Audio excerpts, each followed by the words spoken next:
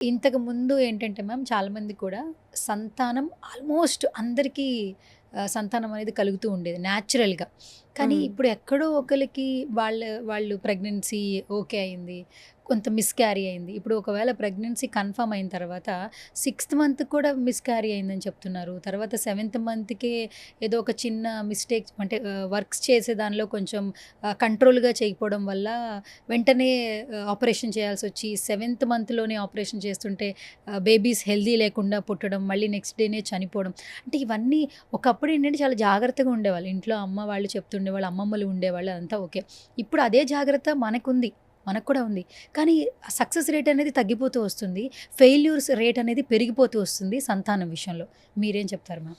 Miscarriage rate అనేది ఇప్పుడు ఎక్కువవుతుంది అంటే first late marriages, elderly women వల్ల ఒకటి అనుకోవచ్చు. ఓకే. బట్ మిస్‌క్యారేజెస్ ఇంతకుముందు కూడా అయ్యేవి.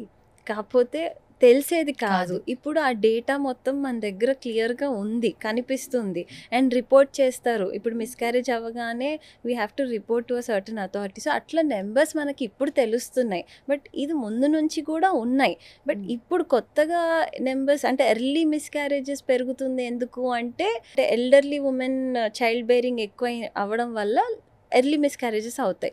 ఫస్ట్ 3 మంత్స్‌లో ఏదైతే మిస్‌క్యారేజెస్ అవుతాయో అవి 70% క్రోమోజోమ్ అబ్నార్మాలిటీస్ ఉంటేనే అవుతాయి. మీరన్నట్టు సిక్స్త్ మంత్‌లో ఆర్ సెవెంత్ మంత్‌లో వాళ్ళు హ్మ్. ఏదన్నా పని చేయడం వల్ల మిస్‌క్యారేజెస్ అలాంటివి అవ్వవు. హ్మ్.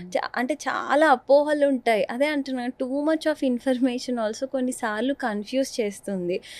చాలా చాలా డౌట్స్‌తో వస్తారు. ఇది చేయొచ్చా? నేను మెట్లెక్కొచ్చా?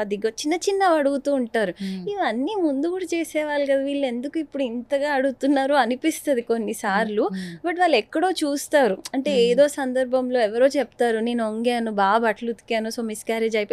వింటారు. యెస్. అవన్నీ అంటే అలా ఎప్పుడూ ఉండదు. బాగా ఎగరడం వల్ల ఆర్ మెట్లెక్కి దిగడం వల్ల మిస్‌క్యారేజెస్ అయిపోవడం లాంటివి జరగవు. అంటే గర్భద్వారం ఏమన్నా చిన్నగా ఉంటేనే తప్పించి ఎర్లీగా డెలివరీ అయ్యే అవకాశాలు తక్కువగా ఉంటాయి. ఇప్పుడు సెవెంత్ మంత్‌లో మిస్‌క్యారేజెస్ అంటే యూజువల్లీ ఇప్పుడు ఉన్న ప్రెగ్నెంట్ వుమెన్‌లో బీపీ, షుగర్స్ ఇవి కూడా ఎక్కువైపోయాయి. ఇంతకుముందు అసలు ఇంత మోతాదులో ఎప్పుడు రికార్డ్ అవ్వలేదు. ప్రెగ్నెంట్ వుమెన్‌లో ఎక్కువ బీపీలు చూడడం కానీ, షుగర్స్ రావడం ఇవన్నీ. బట్ ఇప్పుడు ఈ పాస్ట్ 10 ఇయర్స్ నుంచి ఇవన్నీ ఎక్కువైపోయాయి. అంటే ఇవన్నిటికి ఒక రకంగా స్ట్రెస్ గూడా కారణం. అండర్‌లయింగ్ కాజ్ స్ట్రెస్సే ఉంటుంది. Okay. So, it's a collective. అంటే దేనివల్ల అయ్యింది అనేది అది ఇండివిడ్యువల్‌గా వాళ్ళ కేస్‌ని స్టడీ చేస్తేనే మనకు తెలుస్తుంది రీజన్. ఓకే. అలా.